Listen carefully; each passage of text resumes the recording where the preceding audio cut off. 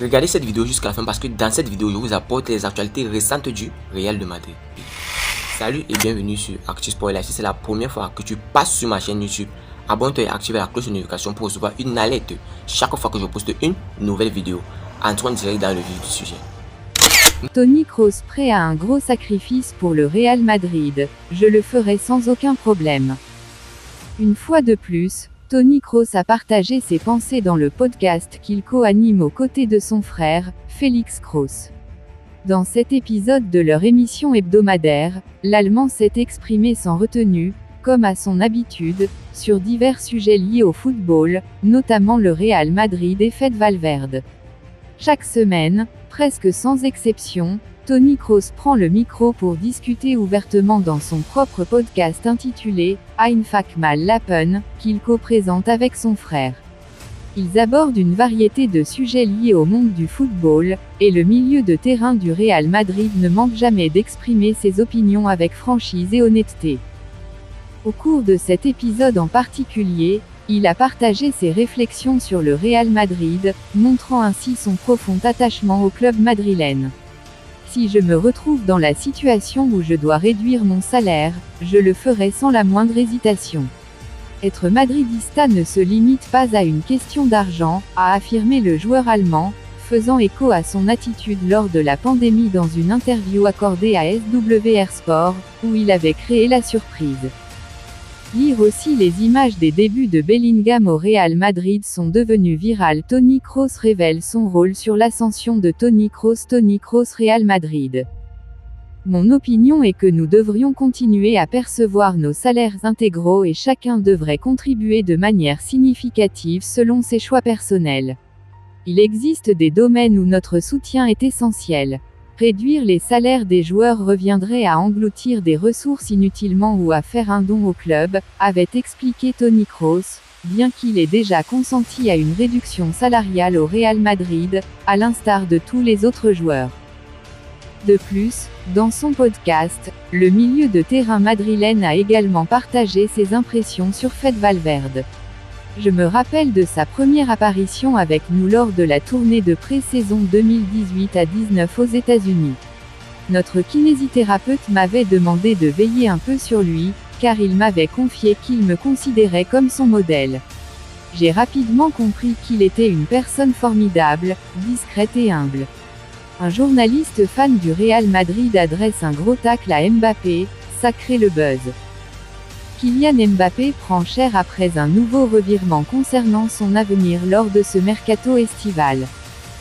Kylian Mbappé joue-t-il avec le Real Madrid? C'est la question qui taraude les esprits. L'international français a tourné le dos au club madrilène l'été dernier pour prolonger au Real Madrid. C'est pratiquement le cas lors de ce mercato estival. Encore cet été, Mbappé était annoncé proche du Real Madrid. Le joueur était dans une ligne dure, décidant de ne pas prolonger. Il a été mis à l'écart de l'équipe première. Il a raté la tournée estivale pour préparer la nouvelle saison. Malgré cela, le Bondinois est resté sur sa position et a décidé de ne pas signer un nouveau contrat. Il y a quelques jours, tout a basculé. Le joueur qui s'est rapproché du Real Madrid s'éloigne désormais. Le numéro 7 a trouvé un accord avec le PSG. Pour le moment, aucune annonce officielle sur une possible prolongation. Mais, le joueur a retrouvé sa place dans l'équipe première du club. Thomas Roncero, Kylian Mbappé ne sera jamais un vrai joueur du Real Madrid. Thomas Roncero, journaliste pour A et supporter du Real Madrid a été très sévère envers Kylian Mbappé. Il est lassé par le comportement et l'attitude du capitaine de l'équipe de France. Sur le plateau d'El Chiringuito TV, il se lâche complètement. Kylian Mbappé ne sera jamais un vrai madrilène. Même en cas d'arrivée, Mbappé n'a pas d'identité madridista. Il ne serait pas des nôtres, a-t-il déclaré. Thomas Roncero, Kylian Mbappé ne sera jamais un vrai joueur du Real Madrid. Thomas Roncero, journaliste pour A et supporter du Real Madrid a été très sévère envers Kylian Mbappé. Il est lassé par le comportement et l'attitude du capitaine de l'équipe de France. Sur le plateau d'El Chiringuito TV, il se lâche complètement. Kylian Mbappé ne sera jamais un vrai madrilène. Même en cas d'arrivée, Mbappé n'a pas d'identité madridista. Il ne serait pas des nôtres, a-t-il déclaré. La nouvelle volte-face de Kylian Mbappé fait énormément réagir en Espagne. En réintégrant l'équipe première, le joueur de 24 ans est proche d'une prolongation. C'est ce que Nasser Al-Khelaifi a dit lors de la présentation officielle de Luis Enrique. Mbappé va à nouveau jouer avec le PSG si et seulement s'il accepte de ne pas partir libre. Les discussions seraient en cours pour une prolongation jusqu'en juin 2025. Après 100 apparitions, Camavinga révèle son plus beau souvenir avec le Real Madrid. Eduardo Camavinga s'est confié sur son plus beau souvenir au Real Madrid. Arrivé au sein du club madrilène, le milieu de terrain a déjà disputé 100 matchs. Il est arrivé seulement lors du mercato d'été 2021 en provenance de Rennes, mais Eduardo Camavinga a déjà disputé 100 matchs avec le Real Madrid. Capable de jouer partout au milieu de terrain et même en défense, l'ancien Rennais fait partie des joueurs les plus précieux du club madrilène. Contre Bilbao samedi dernier lors de la première journée de Liga, 2-0, le Français faisait sa 100e apparition toute compétition confondue. Un moment qu'il a célébré à travers une interview accordée aux médias officiels du club. Camavinga révèle son plus souvenir avec le Real Madrid. Eduardo Camavinga a déjà tout remporté avec le Real Madrid en seulement 2 saisons. Lors de l'interview, c'est donc à juste titre que le Français est revenu sur son plus souvenir avec le Real Madrid. Mon meilleur souvenir. Mon premier but lors de mes débuts au Santiago Bernabéu et la Ligue des Champions, a déclaré. Pour rappel, il avait marqué son premier but en septembre 2021 lors d'une large victoire contre le Celta Vigo, 5-2. Camavinga était entré à peine en jeu et profitait d'une remise de Modric pour porter la marque à 4 ce soir-là. L'ancien Rennais, à l'instar de Karim Benzema, a fait un parcours mémorable lors de la dernière victoire du Real Madrid en Ligue des Champions. Camavinga réagit après ses 100 apparitions. À l'occasion de cette barre symbolique, le joueur formé à Rennes s'est exprimé « Je suis très heureux d'entrer encore un peu plus dans l'histoire du Real Madrid. Je suis jeune et 100 matchs sont beaucoup. Je suis très content d'atteindre ce total et j'aimerais jouer beaucoup plus de matchs ici, a-t-il indiqué. Il faut tout donner pour ce maillot car il y a beaucoup d'histoire dedans. Depuis tout jeune, je voulais jouer avec ce maillot et je suis maintenant très heureux, a ajouté le latéral gauche milieu du Real.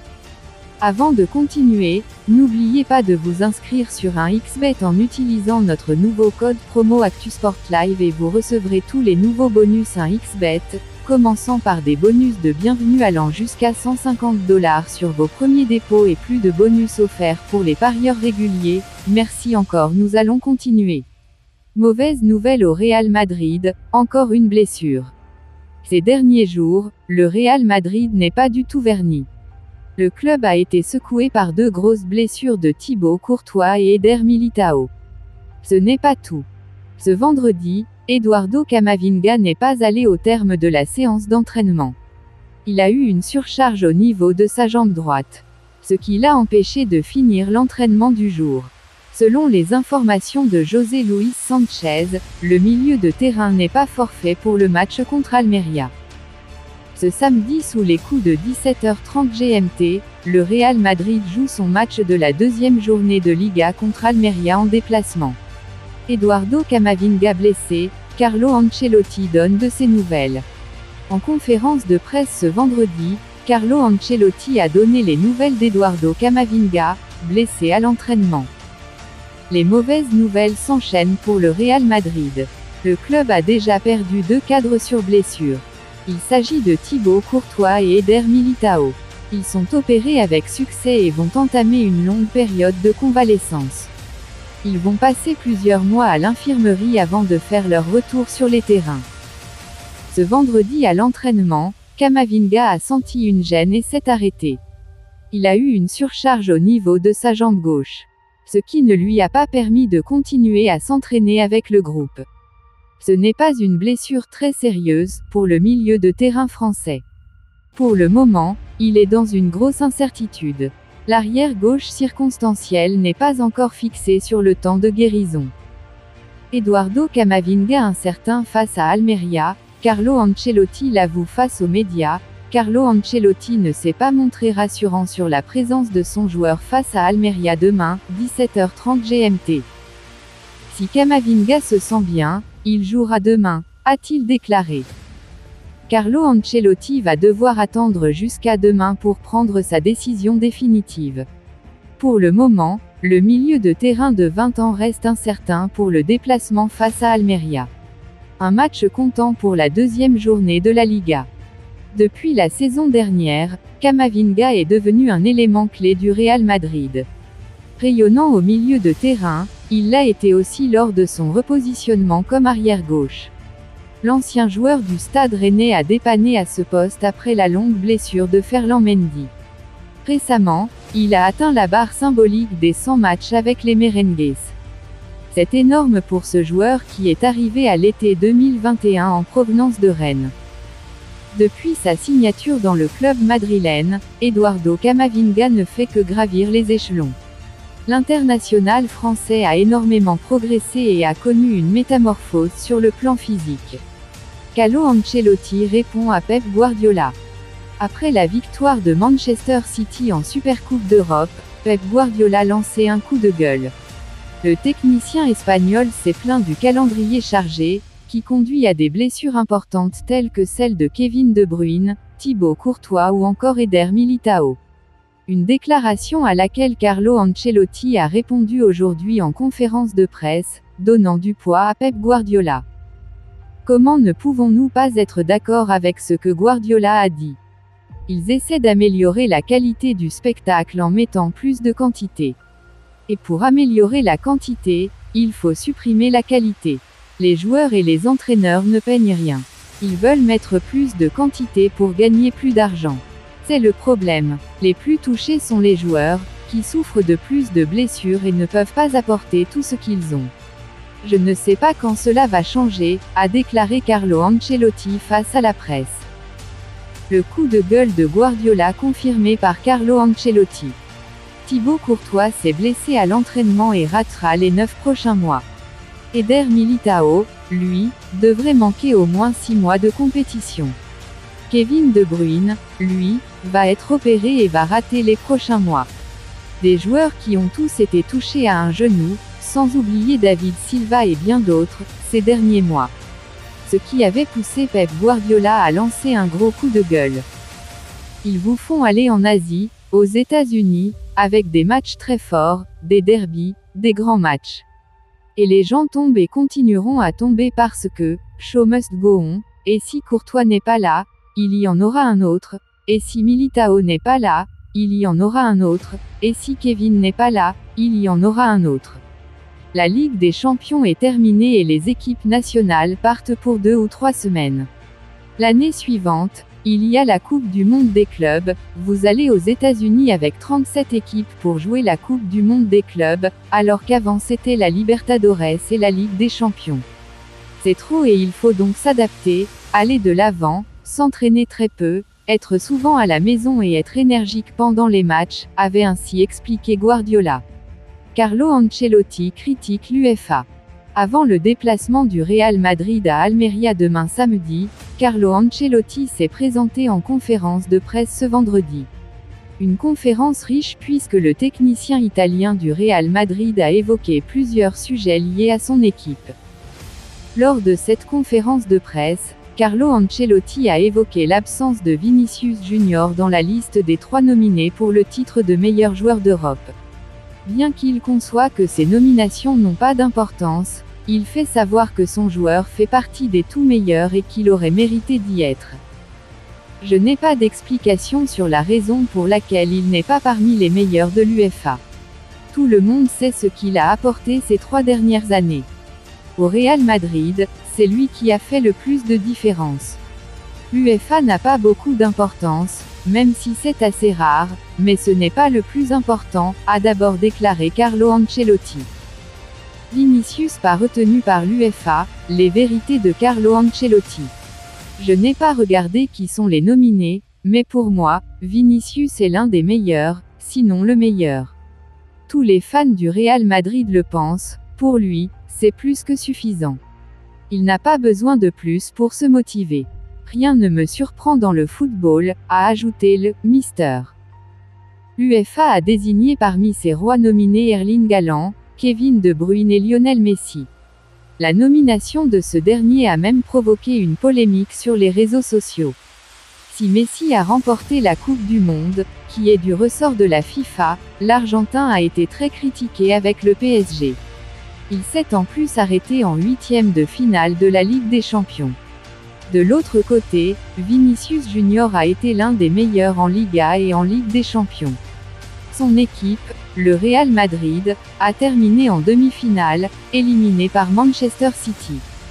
Ansu Fati au Real Madrid cet été. Xavi fait une mise au point. Xavi a répondu aux rumeurs qui circulent depuis quelques jours concernant un probable départ d'Ansu Fati pour le Real Madrid. Ansu Fati retrouve peu à peu sa meilleure forme. L'international espagnol monte en puissance et l'a démontré pendant la pré-saison. Ces derniers jours, les rumeurs l'envoient sur le départ du FC Barcelone. Selon plusieurs informations, le numéro 10 du Barça n'aurait pas totalement la confiance de Xavi et de sa direction. Alors, il aurait des envies d'ailleurs. Le joueur de 20 ans ne manque pas de prétendants. L'information la plus improbable est que l'attaquant formé à la Masia pour se relancer au Real Madrid.